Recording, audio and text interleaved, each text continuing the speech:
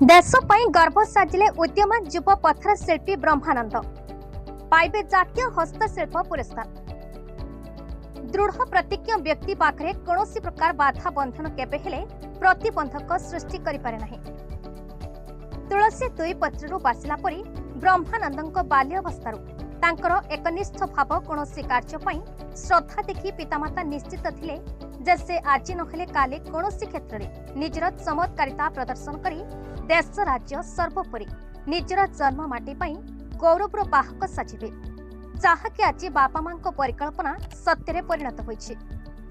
एबे भारत सरकार हस्ततंत्र और हस्तशिल्प विभाग पक्षरु 2023 मसीहा जातीय पुरस्कार प्रदान पई नाम प्रकाश पाइछि। भारत वर्षर विभिन्न राज्य 18 जन शिल्पी नाम प्रकाश पाइथिबा बेले जाजपुर जिला धर्मशाला ब्लॉक हरिदासपुर पंचायत सुभद्रापुर ग्रामर पत्थर शिल्पी ब्रह्मानंद महाराणा नाम रही। सुभद्रापुर ग्रामर भाग्यधर महाराणा पुआ ब्रह्मानंद दीर्घ 15 वर्ष है पत्थर रे विभिन्न प्रकार मूर्ति गढ़ी तांको भितरे थिबा लोकायत प्रतिभा विकसित करि आसुछन्ति। तांको हस्त निर्मित मूर्ति भारत और विभिन्न देश रे लोकप्रियता हासिल करिछि। जातीय हस्तशिल्प पुरस्कार पई विवेचित होइतिबा मूर्तिटी गढ़िबा पई तांको 12 मास समय लागिथिला बोली से कहिसंति। दीर्घ वर्षर व्यवधान परे से निज जादुकारी हस्तरे पत्थर रे खोदेई करी प्रभुंको पाखरे निजको समर्पित करी जगेश्वर कृष्णଙ୍କ मूर्ति को अति निखुण भावरे तैयारी करी एही पुरस्कार पाइबाको योग्य विवेचित होइछन्ति। उत्कलीय कला स्थापत्य भास्कर्य बंचाई रखिबा पई एहा तांकर एक छोटिया प्रयास बोली से वक्तव्य छଳରେ कहिसन्ति। एथिलाकि से जातीय हस्तशिल्प विजेता गुरु पद्मचरण ओझा, गुरु महेश्वर ओझा, गुरु रत्नाकर महाराणा निजर पिता माता और बड़ भाई अनंत महाराणा को श्रेय दैछन्ति। मो ना ब्रह्मानंद महाराणा, मु जन पत्थर शिल्पी, घर सुभद्रापुर।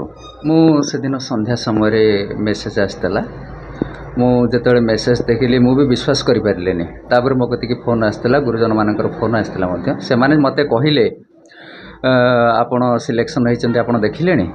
मु भी विश्वास करि पारिलेनी एते बड़ सम्मान अधिकारी हेबी। आउ जेतेबेले मु देखिली अत्यंत आत्मविभोर होई पड़िथिली। आउ तापरे समस्त मध्य खुशी होइथिले। मु मध्य बहुत उत्साहित अछि। ए समाज रे दुनिया रे अनेक वृत्ति थिला बळे आपण पत्थर शिल्पी हेबा पई काहे की मन बढाइथिले? प्रथमत आमे महाराणा कुलर पिला। प्रथमे बापा हमर काठ काम करंती। मु पिला दिनर देखिछि से काठ काम करंती। मु मध्य तांग सहित नहले भी टिके टिके काम करे। तापरे मो बड़ भाई अनंत महाराणा भुवनेश्वर जाइथिले काम शिखिया पे। मु तांग कतिक बुलिया को जाइथिली। मु देखिली तांको काम मते बहुत भलो लागिला। तांको जेतेबेले तांको काम मु देखिली से मध्य खंडे खंडे पत्थर जेतेबेले घर को आनंती मु नहेले मध्य से काम टिके टिके करिया पई चेष्टा करे।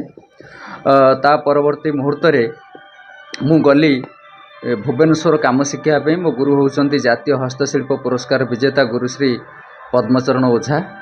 परवर्ती मुहूर्त रे जातीय हस्तशिल्प पुरस्कार विजेता श्रीजुक्त महेश्वर ओझा पाखक गली गुरु शिष्य परंपरा तालीम कार्यक्रम रे तालीम नेबा पई। तालीम नेबा परे मु दीर्घ 15 वर्ष हला निजर गोटे छोटिया अनुष्ठानटे करी अनेक प्रकार मूर्ति गढ़ी आसुची। अनेक गुड़िए मूर्ति मध्य मोर विदेश जाइछि। पत्थर काम प्रति मोर गोटे बहुत दुर्बलता, सेतिपई मो काम को आज पर्यंत करि आसुछि। जाजपुर जिला प्रतिनिधि दिगंबर महापात्रଙ୍କ रिपोर्ट, बीई न्यूज ओडिशा।